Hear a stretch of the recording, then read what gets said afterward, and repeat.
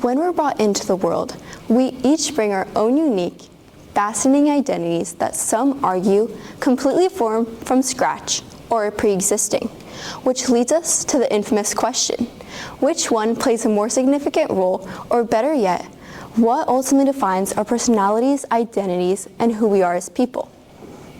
I would like to start by introducing everyone's dignifying spark or potential lying further within. A spark to me is defined as the will to persevere, or someone's ability to continue to pursue something even when an obstacle is being shoved in their face. A spark is something that has always been with you but continues to light up in the most thrilling milestones in your life, making you feel capable. However, sparks also hold the potential to carry you through rough or unbearable patches along the way. I hope this talk will bring you an overwhelming, and better yet, lasting impact of inspiration after you're able to discover more about yourselves and capabilities. Not only inspiration, but a broader insight into how complex personality can really be. Underlying the formation of personality, we find science and the curiosity of epigenetics, the contrasting but coherent ideas of environment and genetics. Epigenetics explores how your environment can affect your genes or what you get from your parents. After the mention of effects on personality such as epigenetics, you might have heard of the well-known debate of nature versus nurture. The debate of nature versus nurture has the argument over if nature, what you get from your parents, or heredity-wise, or nurture, the circumstances and environment you grew up in, play a more significant role in who you are today.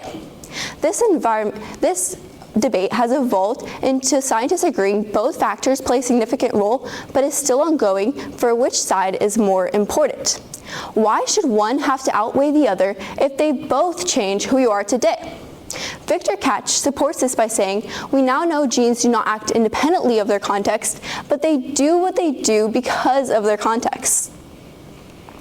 We are able to find this more whenever we take a look at the scientific view of we're able to, when the scientific view of where my perceptions really came from. If I'm going to be mentioning where my perceptions came from, it's going to be from where I grew up or how I really experienced life. Let's start with my nature.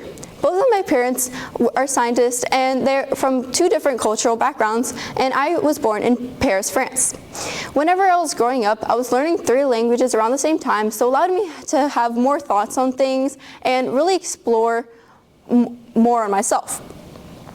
Not only this, but as I grew up, I was able to learn more how I really wanted to pursue something that would have an impact on the world or an impact in general. And I wanted to use my uniqueness and my individuality while I was doing it. And twin studies are something that, like myself, are one of the best forms of explaining personality, because twins both have the same set of genes and they're identical, so we already have one of the boxes filled, nature. So now we can take twin studies to analyze personality in the nurture aspect of things. For instance, take a look at the study of 2 twins raised apart in South Korea and the US. A wide range of evaluations were made when they were reunited 47 years later, and it came to the realization that they had strikingly similar traits, although being raised in vastly different cultures and environments across the world. The similar traits consisted of having similar hobbies, interests, and values of self-esteem. However, what truly lied underneath, or their morals or beliefs, contrasted due to their environments. But this didn't mean that their environment side was more important, because their morals and beliefs worked hand in hand with their nature and caused them to truly create more individuality. We not only find examples of personality in scientific twin studies, but we're also able to find them in the media, such as the movie Matilda. If you've never heard of the movie Matilda, it's about a young girl who grows up in an environment or place where her parents neglect her, or in comparison to her brother, they treat her without worth, or as if she were purely insignificant. However, though, she grows up to be this bright, intelligent young woman who inspires others in her classroom and had made an impact.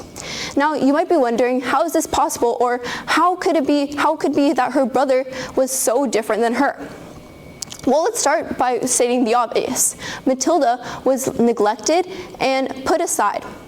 So she was able to explore more than what was just predestined to her, or more than her parents just setting her aside for something else. That opened up her mind and allowed her to create more exploration and more room for finding who she really was. For example, she learned to read really fast because her spark, or her situation that was put in, changed what she got from her parents, and her spark caused her to move her along further. Now you might be wondering why I used Matilda as an example, because it's considered fictional fantasy. Well, it's because I worked hand in hand with the Landmark Twin Study to compare it with Matilda. The Landmark Twin Study takes a look at how, kind of like Matilda, that two twins were raised apart in different environments, but what truly shone through, or their situations they were put in different environments, were affected by their genes, so they still had strikingly similar feature because they have the same genes. This can be connected very easily to Matilda and how they both had the will to persevere. Now, it was clear that after doing research on both of these types of studies and both of all this research on personality, that there was no particular pattern. Yes, there would be a trail of studies that all had differing environments, but same personalities, or the trail of something, but every single one would have a different aspect about it that set it apart from the rest.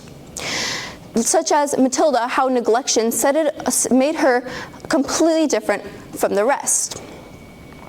It even became clear how being products of the environment, or such as in the military or traumatic event, was completely evident. And I also came to the realization that after all this, how valuable your distinctions and uniqueness really is. You shouldn't look at what makes you different in a negative way, because rather than being a limitation, it is an open window into success and opportunities for your paths in life. And I would like to further address this by saying, we now know that the question of what defines our personalities has been identified, but now it's up to you to use these unique perceptions that you now know you have, modified views of the world, and extraordinary viewpoints to strive and inspire, or simply acknowledge your dominant spark. As Oscar Wilde once said, be yourself because everyone else is already taken.